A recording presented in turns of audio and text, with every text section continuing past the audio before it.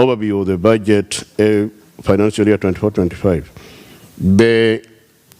In the financial year 24-25, the county government HOMA Bay had approved budget of 76,016. That is at 35%, and Kenya ceiling 902,585. That is now 65% allocation for. When the approved budget was 11,587,873 allotment expenditure, and Kenya ceiling 7,621,643. The county expects 436,080,677 as equitable shares of revenue raised nationally, and 1 billion, that is 15.4%, as additional allocation conditional grants comes to 128,601% as share of equalization from internal generated revenue, and Kenya ceilings 981,068,740. That is now 8.3 as appropriation. FIF revenue performance is now the revenue performance. County received a total of 1,663,784,791. That is 2,969,244,650 for the period 9,859.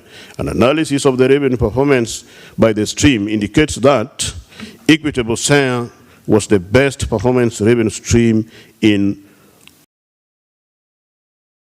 with Kenya ceilings 1,384,428 received in the first quarter, translating to 65.6% of the expected disbursement. On-source revenue, including a provision in aid, registered a marked performance with the 225.6. That is now 60.9% collected in the first 3 months of the financial year. Conditional grants allocated by the stream. I'm aware, members, you can have a look at the table to go through it, and you will see how the performance are. We are now moving on revenue performance. The committee observed despite delays in exchequer disbursement, equitable share of revenue remains for the county government and accounts for 83.2% of all revenue received in the first quarter. A non-source revenue collection of 225,649,784, including 370,701,664 during the period under 60.9% was commendable. The county government was likely not to meet its ORS subsequent quarters. The committee observed dismal performance of conditional grants, with only 11.8% of the expected grants received during the period under review. County government targeted to receive 128,603. However, during this period ended 30th September 2024, the share of equalization fund had not implementation challenge.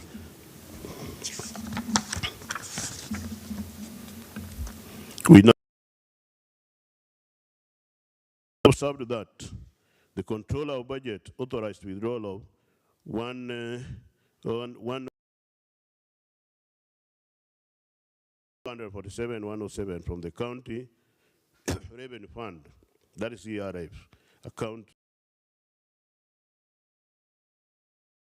through brought forward, that is 41,565,524 from FY 2023-2024. Out of the approved withdrawals, 1,278,919,410 was transferred towards recurrent expenditure. Kenya shillings 121,338,957 towards normal development expenditure, and Kenya shillings 30 million as condition. Recurrent expenditure released in the financial year 24-25 indicates 98,919,410 was transferred to the county executive arm, while million was transferred to the county assembly. Analysis shows that Kenya shillings 1,062,257,547 was released for the payment of employees' benefits. Kenya shillings 945,527,766 and Kenya shillings 116,729,781 and Kenya shillings 214,908,333 was released for and M of Kenya shillings 63,270,200. Reporting period, the county spent 1,499 billion to recurrent expenditure budget, settlement of pending bills.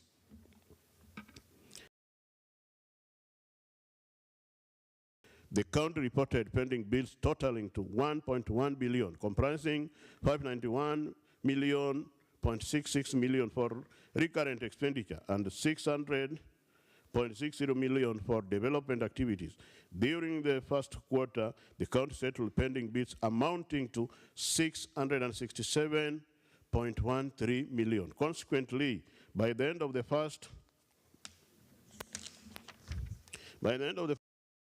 the outstanding balance stood at 525.4 million. Of this, the county assembly spending bill amounted to 157.72 million as of September 30th. Expenditure by economic classification. Further analysis by economic classification reveals that the county executive expended Kenya shillings 945,527,766 on employee compensation, Kenya shillings 100,638,114 on operations and maintenance, and Kenya shillings 222,29,052 on development. The county assembly incurred the 180 million in recurrent expenditure and allocated nothing towards development.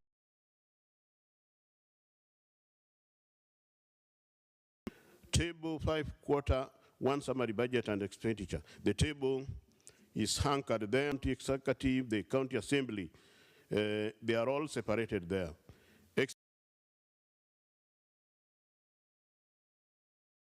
First quarter of 2024-2025, the county executive allocated 945,500 of Kenya shillings 1,663,784 from the Kenya shillings 811,461, 433,000 was dedicated. The county assembly expended Kenya shillings 116,729,781 on the summary of recurrent expenditure per the spending entity is indicated. Implementation.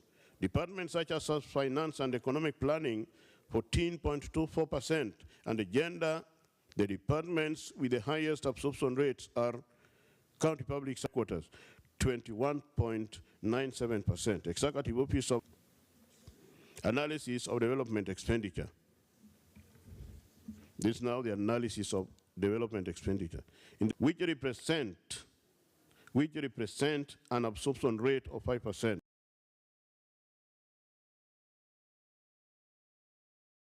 That is where that amount has been used. The Assembly, however, reported no expenditure on development. The table below provides a summary. You can get an opportunity and observe or analyze the table under review as indicated below. Kenya shillings 21,250,000, Kenya shillings 24,289,300 towards maintenance bills under maintenance.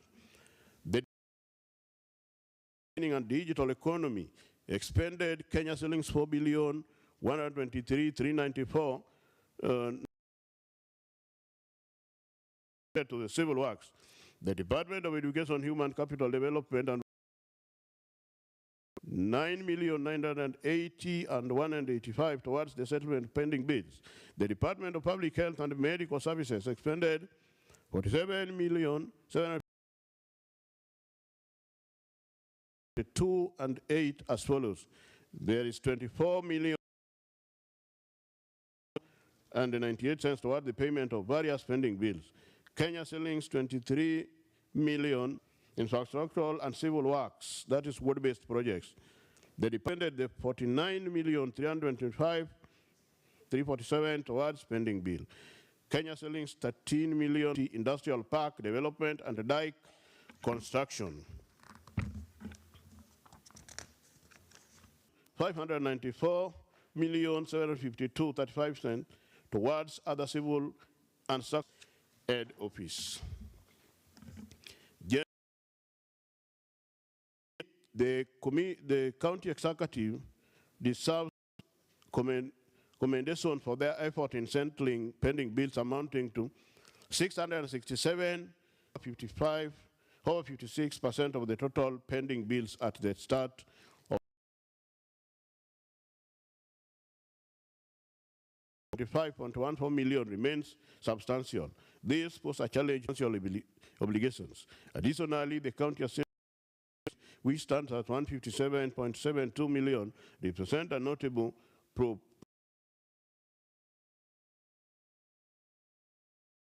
Addressing these obligations will be critical in ensuring smooth operations and sustainable financial management. 791 for the development and recurrent expenses. However, the detailed expenditure 194,931 was spent, resulting in unspent balance of 100 county budget implementation on 15th October. FM Act 2012. This timely submission is a positive indication of and maintaining transparency in its budgetary processes. In the period under review, 370,701,664. The committee observed that the revenue streams, such as single business permit, this includes unless measures are implemented to boost collection in the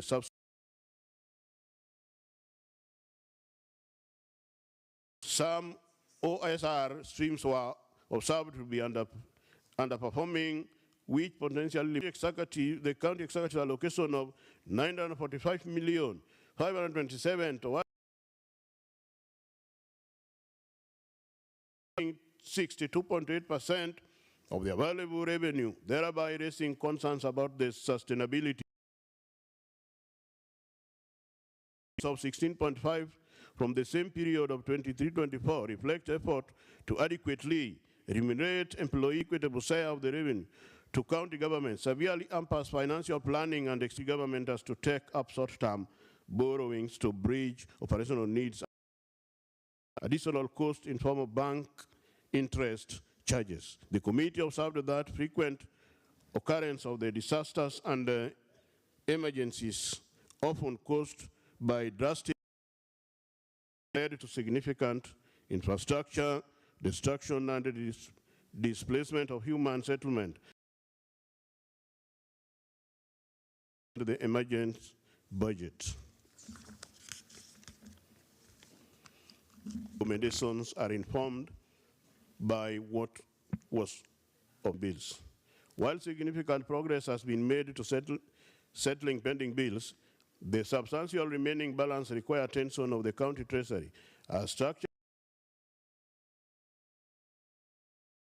without compromising future development projects. Prioritizing the settlement of county assembly pending bills will ensure smoother operations. Furthermore, no further payments of historical pending bills should be made until the pending bills task force report consideration. The task force report should be presented to the House following the approval of this report. Submission of expenditure report. The county treasury should submit an expenditure report together with the half-year budget implementation report as provided in the PFM Act. Performance of on-source revenue collection, especially in audit. The CECM in charge of finance and economic planning should explore revenue. This should include improving the efficiency of tax collection, expanding the tax base, exploring new revenue, rationalize wage bill expenditure. The higher allocation towards limited resources for other critical functions calls for a careful review. The CECM for finance and economic planning should of the compensation structure to ensure sustainability. Balancing remuneration with the need for development funding is crucial.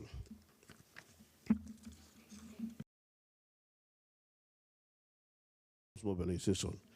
The county treasury should explore additional revenue raising measures to supplement the existing fiscal space and avert the over-reliance on exchequer disbursement. This could be in the form of mobilizing additional donor revenue streams. Number 6, adequate budget for emergencies. The CECM for finance and economic planning should adequately budget for unforeseen emergencies such as floods, drought, and fire incidents as to sufficiently provide for infrastructure rebuilding. Citizen sensitization forums and awareness campaigns should be conducted across the entire county on disaster preparedness and response.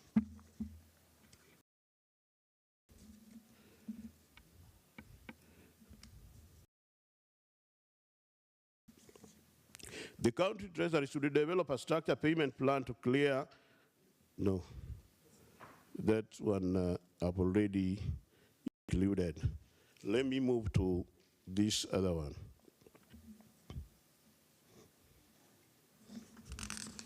Mr. Speaker, considering that I've read as the chair of this committee, Speaker, allow me to give my prayer. Mr. Speaker, the Committee of Finance and Economic Planning jointly prays that this Honorable House adopts this letter. That is none other than Honorable Samuel Lieta. Thank you, Mr. Speaker. Thank you, Honorable Lieta. The floor is yours. Request. Thank you, Honorable. On a review of the budget in the first quarter on its performance and on implementation. That this report is very crucial to the running of county government of HOMA Bay. It is important also for this House brought before the House, before the committee for scrutiny. In the PFM Act 2012, Section 166 to 188, this committee and this House to assess the performance of this budget. Receivables from all the sectors.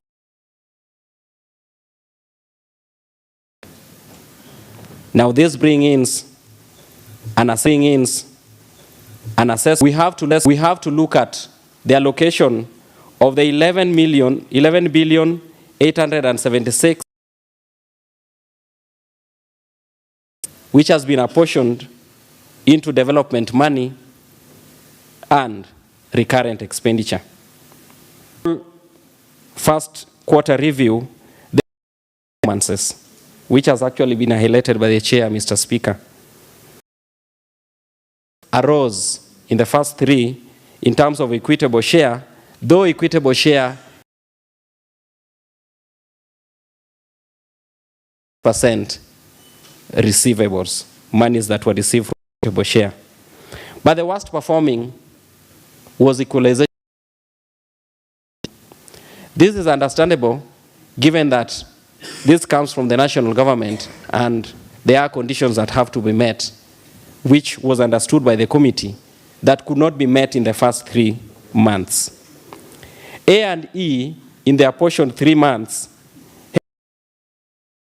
which is commendable, and that is equitable on-source revenue performance, which means look into why the first quarter is underperforming in terms of collection of revenue. Another underperformer, 11.8%, way below par. Expectedly, they should have gone beyond. Part 4, as I second this report and ask that we do adopt, is on expenditure. And I'll speak particularly on pending bills. Commendable to the county government, which actually could not actually meet the commendation I'm giving them without the performance and act 19 billion. In the first quarter, if the county settled 667.13 million settled in the first quarter, government, and we say they have tried in the first quarter, hoping that the other 2 quarters, that is the second quarter and the quarter that we are in, they will still also try as much as possible to reduce pending bill. In as much as we also commend the county government for having done well in settling pending bills, we as a county assembly also had a pending bill of 157, which the county assembly tried to settle. But in the spirit of being an example, as we ask them to settle this, we request that the county assembly also tries as much as possible to settle their pending bills so that we lead as an example. As I report this, I support this report outside. As I second this report, I would like to state terms of report writing so that we are able to report to the executive for action. I ask that the first quarter we should be able, having passed through the assembly, and the third quarter being settled between May and June.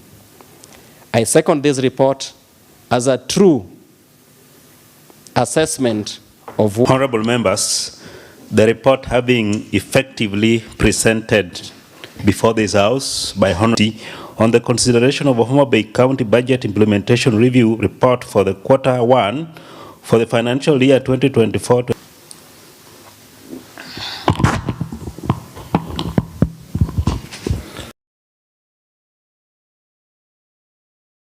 Thank you, Juan, and also to thank the chair, pioneer member, for this report. Speaker, you will agree with me that the Honorable Odongo did think that is how they were doing it in the first house. Actually, today he had spectacles. I don't know whether you noticed that, Honorable Speaker. I don't know whether age is catching up with him, but I think looking at it, we also thank AR. Speaker, this is a very important report. The County Budget Implementation Review Report, the IBIRR. And if you look at Article 2286 is very clear when it comes to this. Honorable Speaker, the Control of Budget Act also is very clear in terms. ICO has 4 key areas, one being the formulation stage, then we move to the approval stage, and the third stage is what we are doing The final stage, which is also very important, is the audit or the evaluation stage. Because the 4 stages in the budget cycle are very important. Honorable Speaker, why do we do a review in terms of implementation? We have a budget for financial year 2024 and 2025. And this budget has bit of financial and non-financial component. And when we do a review, we now begin to assess our progress. And this is very important, Honorable Speaker, looking at the financials and the non-financials, Honorable Speaker. We have performance targets, Honorable Speaker. And this put and also the outcomes in terms of our budget, Honorable Speaker. This report overall helps us to understand and also, or rather the first quarter of 2024-2025, the performance is specific in terms of the revenues, and before the revenues, if you look at the financial year 2023 and 11.5 billion in 2023 and 2024, Honorable Speaker. And that had a 3.9 in terms of development and also a 7.6 in the financial year 2024 and 2025. We had a budget of 11.8 billion, Honorable Speaker. And the percentage, we had a 35% for development, also 65 for recurrent, Honorable Speaker. If you look at the 2 financial years, and now in terms of progress, we had a 2% increase from financial year 2023, 2024, and financial year 2024 and 2020.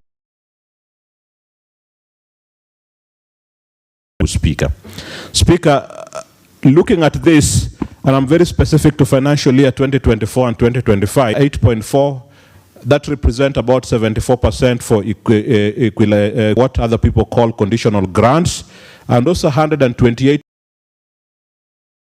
one in terms of equalization fund. Speaker, if you look at the same own source revenue and 981 million for A&A, that is appropriate.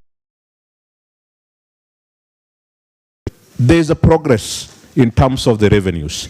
And if you look at it, Honorable Speaker, just in terms of the figures, the first 3 months, Honorable Speaker, against a cash flow of 2.9 of revenue of about 1.3 billion. We need to see on ways how to ensure that shares for the last 3 months of the first quarter, that means there's delay in terms of disbursement to our account. The budget, the own source revenue, we've only achieved 60.9%. That tells we enhance own source revenue for us to achieve the target. Conditional grant, again, we've only achieved 11.8% revenue component that has to be addressed, Honorable Speaker. Speaker, performance for the last 3 months, and if you look at it, Honorable Speaker, I think we have maybe, Honorable Speaker. Speaker, in terms of expenditure,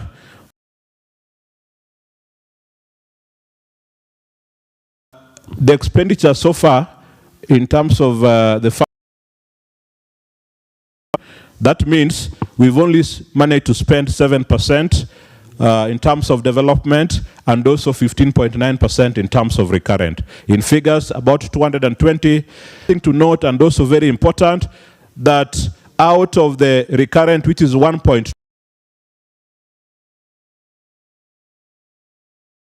and also 151 million in terms of operation and maintenance, and 222 for development. The county government has managed to pay 667 million. This is a plus 0.9 billion. That is a composition of 591 for recurrent and million for development. But in the last 3 months, the county government has managed to pay 667. Kudos to the 525.14 million. And for the assembly, this have to deal with is about the performance of revenue. We need to enhance their own, needs to have strategies so that they address that. Speaker, if you look at this report, and I'm just landing, in terms of recommend, if properly addressed, then we'll be having a smooth running of the county. Speaker, again, we should also have additional revenue streams to beef up the revenue. And this emergency budget takes care of anything, call it flood or any other thing. This is very important, Honorable Speaker, because we're in rainy season and anything can happen. So we need to have that. It needs to be implemented. Speaker, finally, in terms of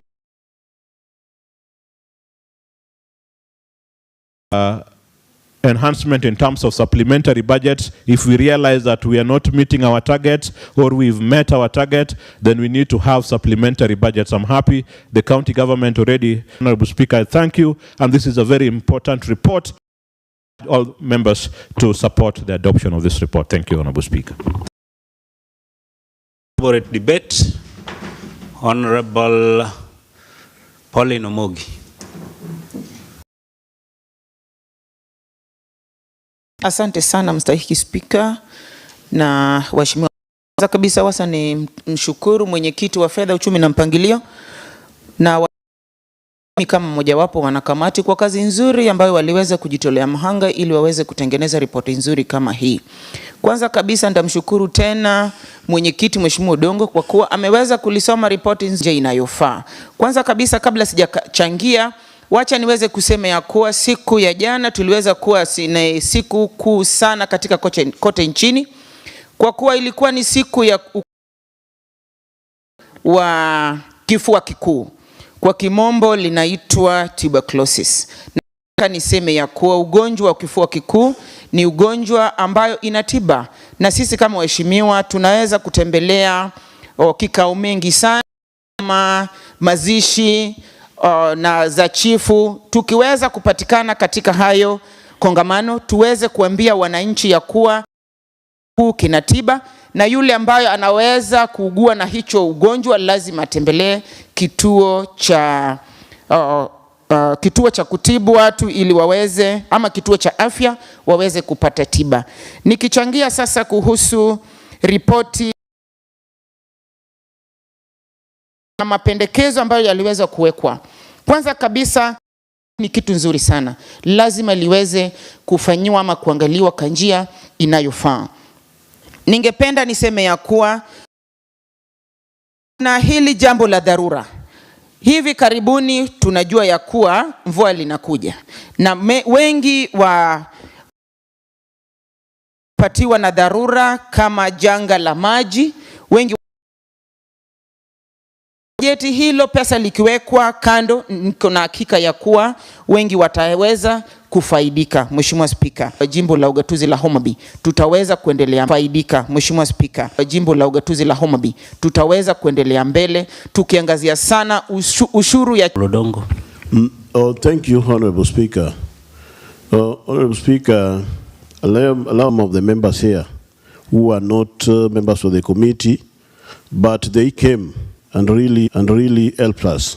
Committee on Honso's revenue where we really helped us. Committee on Honso's revenue where we realized that we had already done a fact-find mission that made us move throughout all the sub-counties. That the county government has really tried, and they did almost half payment. Mr. Speaker, they go and even take the documents, but later on they run away. And if I was still waiting for Speaker, as you see the season, it is important for the department to look for more money. Thank you so much, Chair. I want to appreciate you for the good reply. Honorable Member, Finance and Economic Planning Committee on consideration of the Homa Bay County budget for 2025. Will as many as with similar opinion say? Next order, clerk.